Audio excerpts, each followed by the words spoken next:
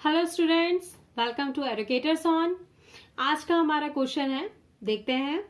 The angle of elevation of the top of the building from the foot of the tower is 30 degree and the angle of elevation of top of the tower from the foot of the building is 60 degree. If the tower is 50 metre high, find the height of the building. देखिए, इस पूरे question में हमको क्या बोल रहा है, situation कैसी है। दो चीजें हैं। दो चीजें क्या है? एक बिल्डिंग है और एक टावर है। क्लियर है? तो बिल्डिंग, टावर, ये दो चीजें हमें बस मेंशन है। क्लियर है? सिचुएशन पहले बनाते हैं कि कैसी हो सकती है। तो पहले मैंने इसे ड्रॉ करना स्टार्ट किया है। मैंने बेस बनाया है, ग्राउंड बनाया है। ठीक है। अब इसमें एक बिल्डिंग होगी और एक टावर होगा। मैं एक कुछ ऐसा ड्रॉ कर देती हूँ और एक कुछ ऐसा ड्रॉ कर देती हूँ। क्लियर है? प्रॉब्लम ये, मुझे पता ही नहीं है कि कौन सी हाइटेड है। ठीक है। टावर बड़ा है कि बिल्डिंग बड़ी है, मुझे ये नहीं पता। ठीक है।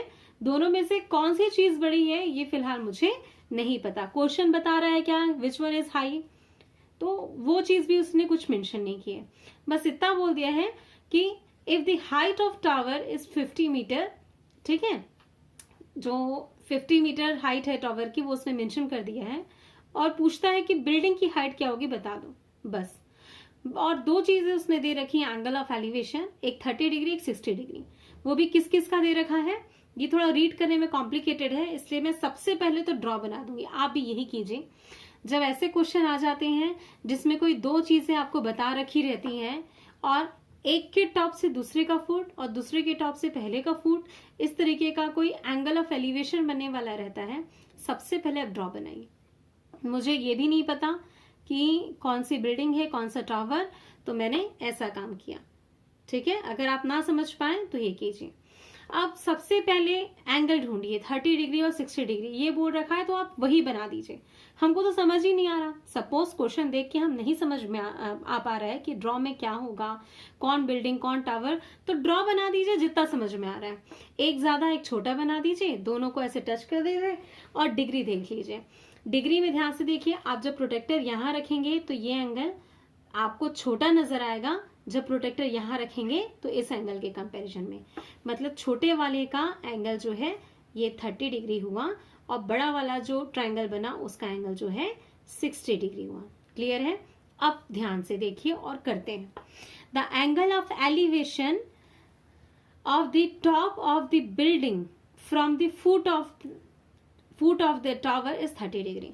ध्यान से समझिएगा। Angle of elevation, the top of the building to the foot of the tower, ठीक है, इज 60 डिग्री, 30 डिग्री। तो बिल्डिंग हमारी ये हो गई, क्योंकि टावर के बेस से बिल्डिंग के टॉप का एंगल ऑफ एलिवेशन 30 दे रखा है। ठीक है। तो ये हमारी बिल्डिंग हो गई और जो बच गया दूसरा वो हमारा क्या हो गया, टावर हो गया। फिर भी हम रीड कर लेते हैं। हमें क्या बोलता है, the angle of elevation of the top of the tower from the foot of the building is 60 degree. ठीक है। बिल्डिंग के फुट से जो top of the tower, tower का जो एंगल ऑफ एलिवेशन फॉर्म होता है वो 60 है। तो ये ढूंढने के बाद आपको पता चल गया कि ये बिल्डिंग हो गई और ये टावर हो गया। और टावर की हमें जो हाइट है वो गिवन है 50 मीटर। तो हम सब यहाँ पे स्टार्ट कर लेते हैं लिखना। ये हमारा टावर हुआ तो ये 50 मीटर हुआ, ये टावर हो गया। क्लियर है? ये हमारी बिल्डिंग हो गई। मैं यहाँ पे बिल्डिंग मेंशन कर लेती हूँ। समझ में आया? आप ड्रॉ बना दीजिए, एंगल के हिसाब से डिसाइड करिए कि कौन सी चीज है। ये होने के बाद से अब आपके पास जो जो चीज है उनको वेरिएबल देना साइन कीजिए। जैसे मैं ये बेस को y दे रही हूँ, बिल्डिंग को मैं x दे रही हूँ। इनके नेम स्टार्ट कर देते हैं। ये a, b, c और ये d। क्लियर है? अब दोनों में से आप कोई भी ट्रायंगल लीजिए, छोटा बड़ा, क्योंकि ये ओवरलैप्ड नहीं है इसलिए आप अपने हिसाब से बना सकते हैं। जैसा भी लेंगे सब बन जाएगा, इसमें कोई प्रॉब्लम नहीं आएगी। क्लियर है? पर सहूलियत तब होती है जब हम वो ट्रायंगल ले जिसमें दो वेरिएबल ना हो, जैसा कि मैंने आपको पहले भी बताया था। अगर मैं a b c लेती हूँ तो x y दोनों आ जाएंगे। अगर मैं BCD लेती हूँ तो मुझे y और 50 मीटर ये नजर आएगा, मतलब मैं दोनों में tan थीटा ही दिख रही हूँ। क्लियर है? तो मैं BCD इस ट्राइंगल को यूज करके बनाती हूँ। सॉल्यूशन स्टार्ट करते हैं। ठीक है, गिवन क्या है? Building height of the tower is 50 metre. 50 metre given है, and height of the building is x।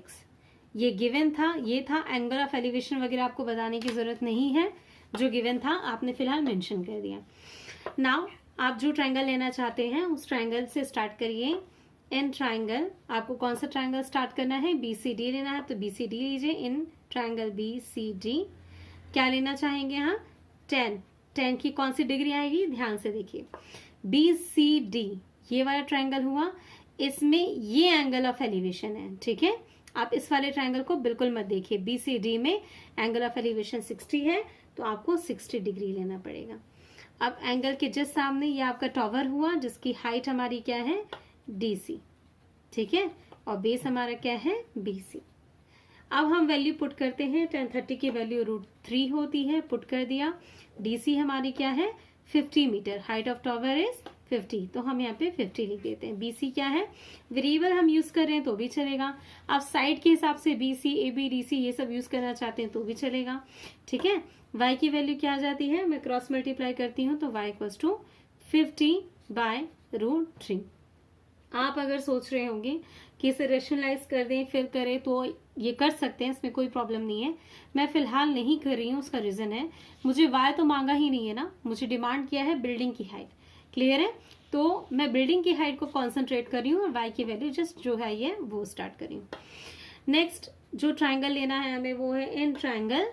देख रखा है हमने ट्राइंगल, अब ये वाला जो बचा है उसे हम लेंगे ABC।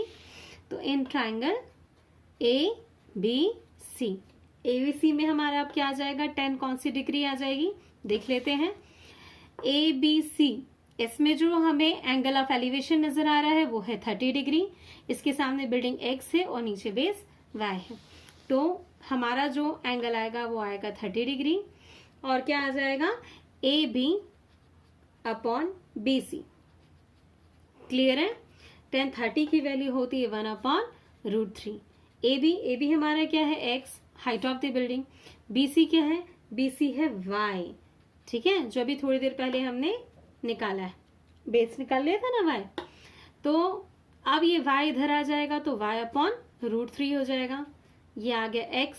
ठीक है, x की वैल्यू हमने अच्छा x को अकेले इसलिए रखा है क्योंकि हमारी बिल्डिंग की जो हाइट है वो x है और हमको वैल्यू x की ही निकालनी है। अब y की वैल्यू पुट करते हैं। y की वैल्यू अपन ने निकाली थी क्या? 50/√3।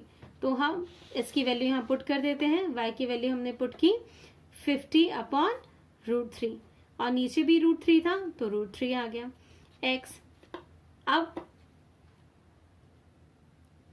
x की वैल्यू हो जाएगी 50/√3 इंटू √3 3।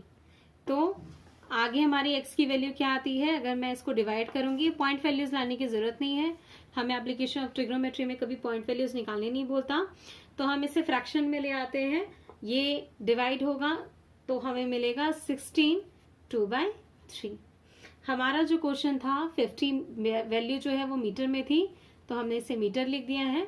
अब हमारा आंसर आ जाएगा the height of the building is 16 2/3 metre. Thank you.